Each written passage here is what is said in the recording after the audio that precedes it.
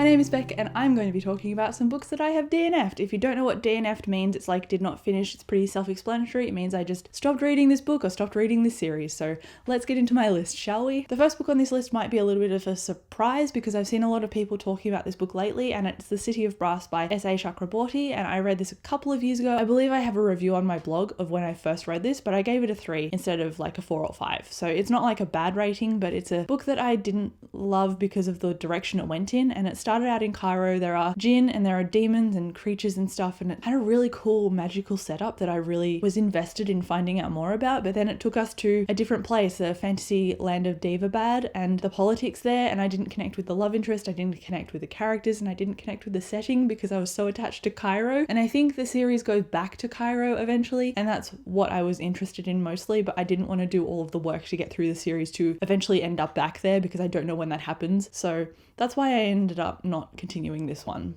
Even though it was probably good later and the legwork in the first book was worth it in the second and third, it didn't hook me enough in the first book to continue reading, unfortunately. So it's a book that I liked but didn't love. Similarly, this next one is quite a popular one, and I've seen people either love and get obsessed with this book or love the first half of this book and then be disillusioned by the second half. And I definitely fall in that second camp, and it's The Poppy War by R.F. Kuang. And this is a book that has like the tropes of magical school, of unwilling hero. It had some amazing themes of this character having to study so hard to the point that she was starving herself and she was quite unhealthy, but her teachers were really impressed with her work. And I think that's a very important narrative because it meant that she was getting rewarded for being unhealthy, and that's not something that's really explored a lot in academia. Usually the characters are quite happy with their progress, and she was, but I like the portrayal that because she was happy with her progress and her marks didn't mean that she was happy with her health. So it raised a few interesting things. It had some cool settings, but also when it went into the second half of the book, it felt like a very different book, and I wish I'd gone into it knowing that it was a grimdark adult fantasy because I knew that it was going to be dark because that's what everyone had said before. But the fact that it was grimdark and I was expecting certain things out of it that didn't happen, I think partly that's why I didn't like it. And then the other part is that the second half just felt like it was written by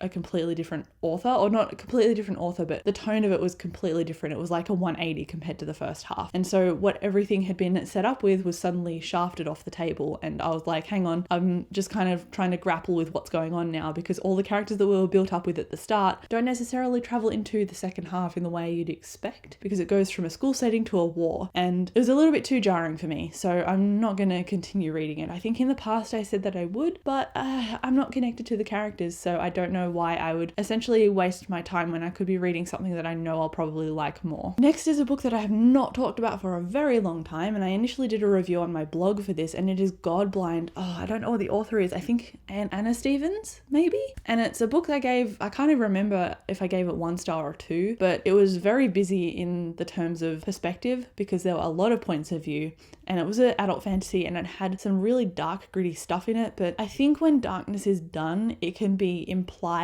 as well as acted out in the narrative. And there was just something really gruesome and disgusting that happened in this book, and it involved someone nailed to a cross and then nails put into them in very specifically private areas. And it was very graphic unnecessarily because you can imply that stuff and still have it be dark and leave an impact. That was just one of the many things that I didn't like about this book, but I did not want to finish this series. I barely even got through the end of that book. I think I skim read it just so I kind of knew the context, and then I bashed out a review and got rid of the book. So yeah, that was a definite 1 or 2 stars from me. Did not like. The next 2 are by Sarah J Maas. So I actually really liked The Throne of Glass and I enjoyed Crown of Midnight, but I didn't really vibe with Heir of Fire because it removed our main character from her setting that I'd been used to. And I think I have a problem when the setting becomes a bit jarring and the change becomes jarring because it is convenient for the plot rather than convenient for the character. And I didn't like the way that the love interest and the main circle of friends in the first book were kind of shafted in favor of this new character that got introduced. So there are a few moving parts in this book, and I think Sarah J Maas tends to do that as like a pattern in her work, and that's obviously just the way that she writes and it's the way that she functions, and it's just not a way that I gel with a story. So I think that's why I didn't like the rest of that series. I think I got to Empire of Storms, I don't know if that's the 4th or 5th book, and then I stopped reading that series for good. forward. And so I felt a similar way to Court of Thorns and Roses, which is her other book. And I think that is like a Beauty and the Beast or Persephone retelling book. And it follows a character named Feyre, and Feyre accidentally kills a fairy and she thought she was just hunting. So as a punishment, she has to go to the Fey world and live in this castle with this guy named Tamlin. It's kind of Beauty and the Beast like, and she has to repent for her sin of killing a fairy. And the way that it is done, Feyre, obviously she's not supposed to have much agency, but because it's a retelling, you can kind of push boundaries a little bit. So she only really got interesting in the last couple of chapters of the book, and then it went back to being no agency or little agency again. And I get that Sarah J Maas likes to write the whole fated mates thing, which is not for me. And she writes the male dominance and protective thing into her work. And again, that's not for me because I like agency in my female characters, whether they're vulnerable and timid or whether that means they are strong or punch you in the face.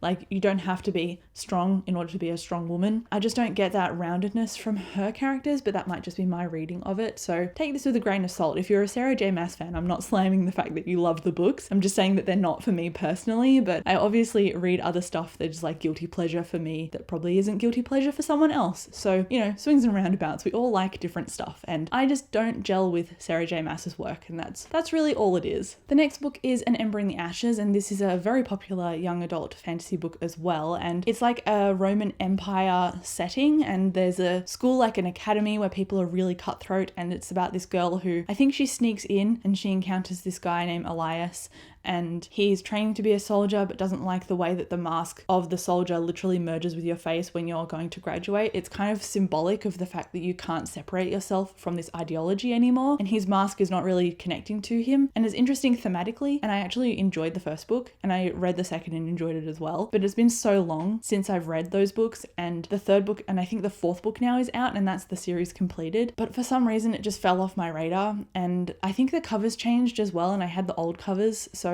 I wasn't really that fussed on catching up, but maybe I will in the future. But for now it's DNF'd because I'm reading a bunch of other stuff, and I think my reading tastes from then have now changed because I read this like 5 years ago.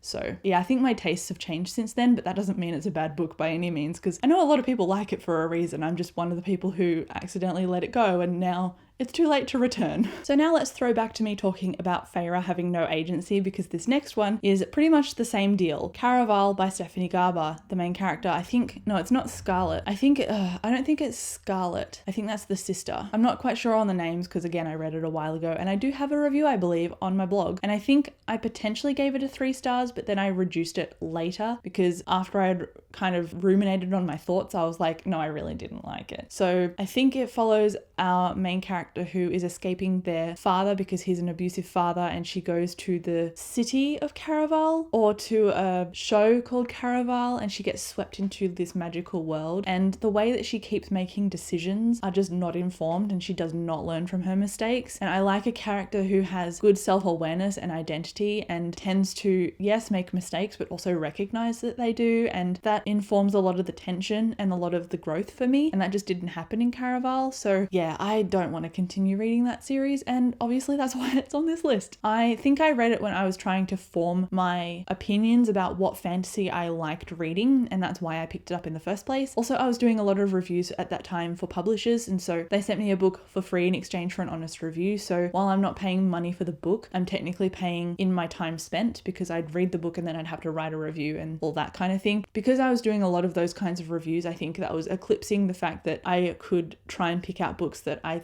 think I would like more than rather than the books that I was being sent. I don't know if that makes sense, but it was making it harder for me to choose basically because my to be read pile was quite massive at that point, and so it was all very overwhelming. Next up is probably a surprising one because Joe Abercrombie is one of my absolute favorite authors ever. I'm really enjoying his First Law installments, I guess, and his Age of Madness. So read The Blade itself if you want to get started on Joe Abercrombie's adult stuff, but his young adult work, Half a King, I don't know what the trilogy is called, but the first book is definitely Half a King. I didn't like it that much. I think I gave it a 3 at the time, only because the way that it was structured was great. The pace was fine. But the thing that I didn't like, again, it was like the Prince of Thorns that I mentioned in another video. The way that the story worked, it didn't have multiple threads going through it at once, and I'm used to multiple threads going through it at once that kind of meet up or tie up at the end in like a bang bang bang kind of situation. And we didn't have that in Half a King, and our main character, I think his name is Yavi, is very repetitive and he reiterates the same ideology all the time in order to reinforce it in his own head. But if that's been his identity for the entire time he's been growing up, I don't know why he has to keep reinforcing it if he knows it already. So that disillusioned me a little bit with the series, and I didn't continue on reading, and I think I actually got rid of Half a King. Probably have a vlog actually. I think I did read it on camera, so you can probably go and check that out if I can find a link for you. But yeah, young adult series, not really jazzed. His adult stuff, amazing. So, you know,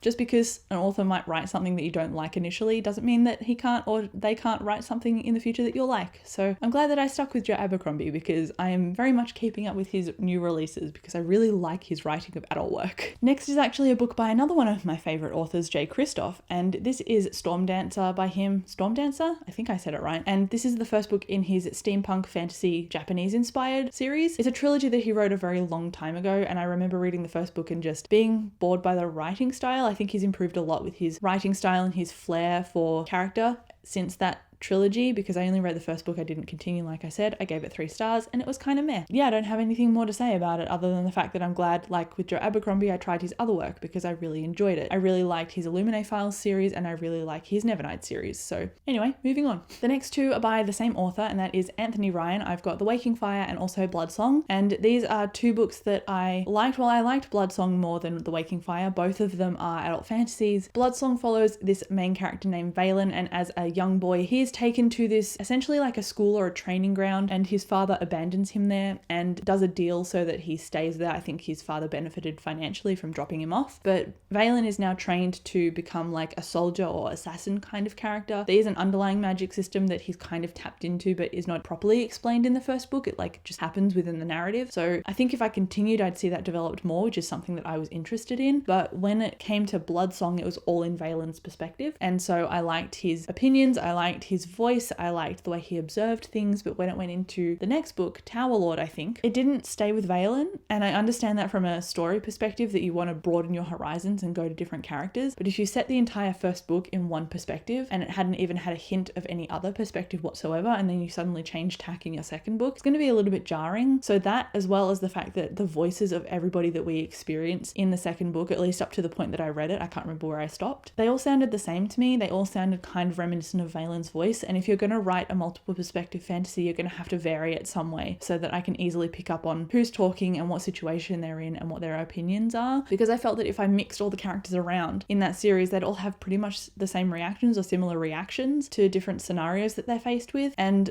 like I said in my Way of Kings vlog, if you mix people around in that book, I found them very unique and they would all respond very differently to the situations they're presented with. So I think it's just a weakness of character voice that I found that I didn't personally connect to in Bloodsong, and that bled over into The Waking Fire. And thankfully this series started out as multiple perspectives, so I could kind of clock this early on. I did finish The Waking Fire and I did talk about it in a reading wrap up, which I will link above, but I can't give much of a synopsis because I don't really remember. It wasn't that memorable for me. And again, same problems as Bloodsong, or the sequel to Bloodsong. All the voices sounded the same and I didn't really get invested, even though the premise was really cool. There's drakes instead of dragons. They're like a form of dragon, and drake parts are ingested in order to give certain people abilities. If you have these abilities, you can ingest the potion and you're fine, but if you don't have the innate ability, you can ingest the potion and it's poisonous. So it sounded really cool, but it just didn't hit for me. So again, that's why I kind of put this series aside. The next book is in a genre that I really enjoy called urban fantasy, but I don't read it as much as fantasy. And so urban fantasy is supernatural elements set in our world that our characters have to grapple with. They've either just realized there's a supernatural element to the world and they're experiencing it for the first time, or they're well worked in the fact that there is a secret supernatural underground to the world and mundane people like myself will probably not know about it. So that's what The Rivers of London was like. This guy who is helping out the police and he's taking a witness statement from somebody at a crime scene, and after he goes back to the station, he's talking to other people about this witness and they're like, we didn't see who you were talking about, and he realizes that he was talking to a ghost. So there is a supernatural element to this, and there's also a magic system that I like as well, because it takes a lot of concentration and practice and willpower in order to grow and understand. You don't just suddenly click your fingers and know how to shoot lightning out of your hands, for example. It took work, but I think I had a problem with the main character's voice again, because I like the way that the story happened. I like the mystery element to it, but our main character just felt kind of placid when it came to us experiencing the world. It just felt like a way to easily insert yourself into a world without having to react too harshly to it. I don't really know how to describe it other than to say that I found the tension a bit lacking, but even though I like the premise, it just wasn't suspenseful enough for me. And to have something that is like full of gore and murder and ghosts and crimes and weird creatures, I just wanted more. So I'm not continuing that series either. Another one is This Mortal Coil by Emily Suveda, and I read this one in the second book and then decided not to read the third one. And this is an apocalyptic book. We follow this girl who has been living with her father or her grandfather, and one day he is captured by this organization because he does a lot of genetic work. And this is like a sci-fi apocalyptic book in the sense that everyone has these panels in their arms that they can use to access their genetic makeup, and so you can alter yourself very, very easily that way. And so because you can access your DNA and you can make changes to yourself, he has tried to develop a vaccine for the outbreak of the zombie virus, and he got quite close to doing so, which is why they abducted him, and they didn't know he had a daughter, and so she's kind of taken on as his apprentice and knows some of the information that he did. So she is very much trying to survive on her own, trying to find him again, and then she gets found by this guy who has been sent to be her protector, because whenever she is in danger, his eyes just completely go black and he fights whatever is going to attack her. And so she's like, where is my father? What does all this mean? And how do I apply this knowledge and survive at the same time with this guy who is ready to throw himself into danger for me? It sounds kind of cliche YA with the guy protecting her, but I like that the main character was actually intelligent, and I like that she had her own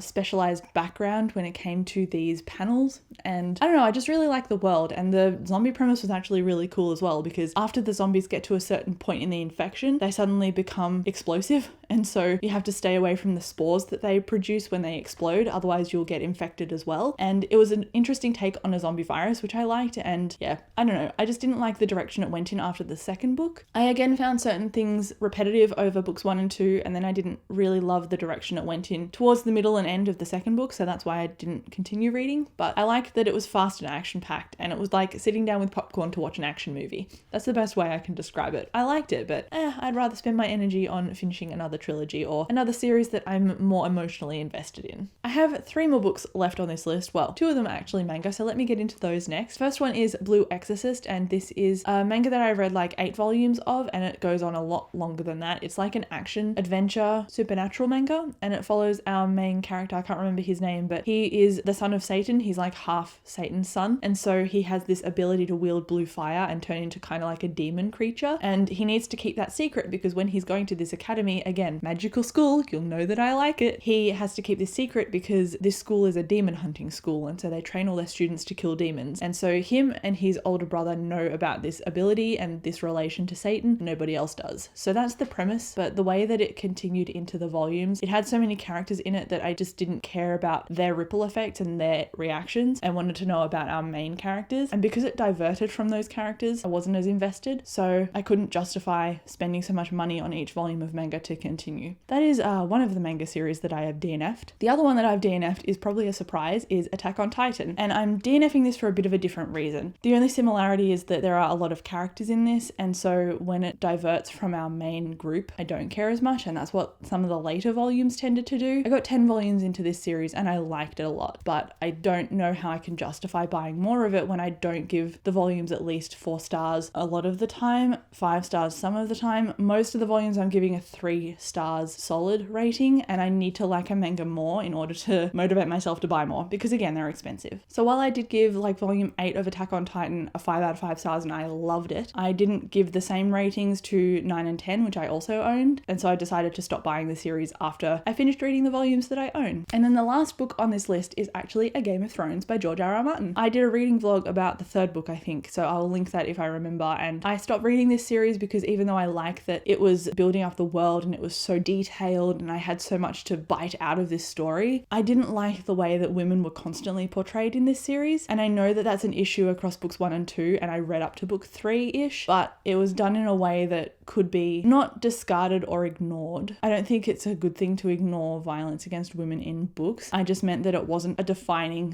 thing that happened to characters in order to develop them. But when it got to book 3 and we actively had characters in the book that were condoning rape and sexual violence against the female characters because they were like, oh yeah, she'll be right.